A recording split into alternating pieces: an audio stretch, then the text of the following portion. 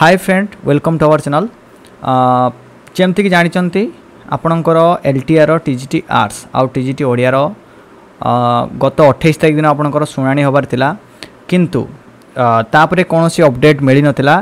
तेबे सबुठारु खुशीर खबर होउछि जे आपणकर नेक्स्ट हियरिंग डेट आसी आइछि। जेमति कि देखि पारतबे नेक्स्ट हियरिंग डेट रहिछि आपणकर 1 अगस्त 2025 रहिछि आपणकर, अर्थात काली आसंता काली आपणकर शुणाणी होबो, जार कि आपणकर जस्टिस दीक्षित केस को अंडर रे शुणाणी हम। तो मुझे कही रखुच्छी देखो प्रथमे यही जो शुणाणी करुले किए करुले आम मान्यवर जज जस्टिस बीरज प्रसन्न शतपथी तांको अंडर यही शुणाणी होबार थिला किंतु कौन कारणवशत आमर जस्टिस दीक्षित केस को अंडर यही शुणाणी हम।